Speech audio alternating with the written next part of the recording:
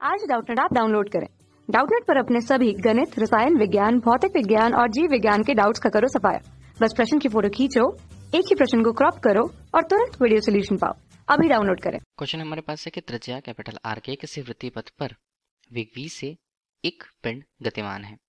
इसका अभिकेंद्र त्वरण का मान a है। इस तरह यदि इसका वेग हम 2v के तुल्य कर दें या उसके वेग को प्रारंभिक वेग से दुगुना कर दें, तब इसका अभिकेंद्र त्वरण कितना हो जाएगा, ये पूछा जा रहा है क्वेश्चन पे। ठीक है, तो हम अभी क्या करें, एक पथ हम ले लेते हैं, छोटा सा वृत्तीय पथ हमने ले रखा। उसके केंद्र को अगर हम प्रदर्शित करें तो बिंदु O से हमने प्रदर्शित किया। ठीक है, त्रिज्या उसकी है r और बोला जा रहा है कि ये जो r त्रिज्या का वृत्तीय पथ यहाँ पर होता है, वो यहाँ पर एक पिंड जो है, कोई एक पिंड हम यहाँ पर प्रदर्शित कर देते हैं कि पिंड की स्थिति यहाँ पर कहीं कुछ है।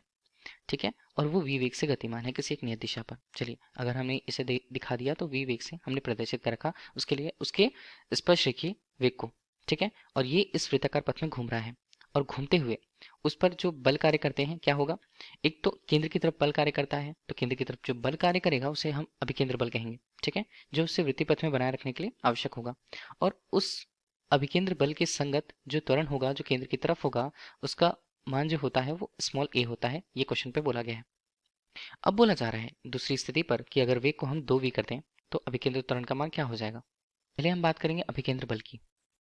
अभिकेंद्र बल, अभिकेंद्र बल को हम किससे प्रस्तुत करते हैं, इसे हम सेंट्रीफ्यूगल फोर्स से Fc के रूप में प्रस्तुत करते हैं। मान कितना होता है, मान होता है mv² बटे जो त्रिज्या है जिसके पथ पे या जिस वृत्तीय पथ पर वो गमन कर रहा है उसके त्रिज्या r के रूप में। ठीक है, अगर हम इसकी तुलना करें किसी एक मान से, अभिकेंद्र बल के मान से, तो अभिकेंद्र त्वरण हमें देखना है, तो m a के रूप में हमने ले लिया, a c हमने ले लिया। ये हमारे पास बनता है mv² बटे r के रूप में। m और m का मान कटे तो ac का मान मतलब त्वरण का मान हमारे पास कितना आया, ये mv² बटे r के रूप में। अब हम देखें, द्रव्यमान परिवर्तित नहीं हो रहा है, त्रिज्या भी परिवर्तित नहीं हो रही है। परिवर्तन किसका हो रहा है, वेग का। तो यहाँ पर त्वरण देख रहे हैं ac, जो अभिकेंद्र त्वरण है वो किसके अनुक्रमानुपाती है, वो वेग के स्क्वायर के अनुक्रमानुपाती है। ठीक है, वेग के वर्ग के अनुक्रमानुपाती है। ठीक, तो इनके रिलेशन को लेकर अगर चले हम तो ac हम कह देते हैं। ठीक है, ac1 हमने कह दिया। दूसरा हमारे पास बनता है ac2, दूसरी स्थिति पर अभिकेंद्र त्वरण का मान। पहली स्थिति पर वेग का मान अगर हम देखें तो v1² हमने कह दिया और दूसरी स्थिति पर v2² हम कह देते हैं।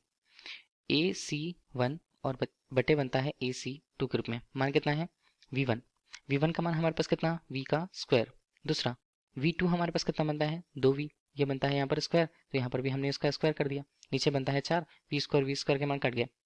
तो हम यहाँ पर देखें तो ac2 का मान हमें तुलना करनी है ac1 से। ठीक है, तो ये कितना होता है, 4ac1 के रूप में। इसका मतलब है कि अभिकेंद्र त्वरण का मान दूसरी स्थिति पर जब वेग को हम दुगुना कर देते हैं तब त्वरण का मान पहले के त्वरण का 4 गुना हो जाता है। ठीक है, तो हमारे पास जो क्वेश्चन दिया हुआ है वो a के रूप में अगर हम उसे लिखेंगे तो मान कितना होगा, विकल्प a के रूप में 4a। Thank you.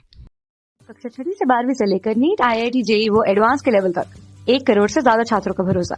आज ही डाउनलोड करें डाउटनेट ऐप या व्हाट्सएप करें अपने सारे डाउट्स 8400 400 400 पर।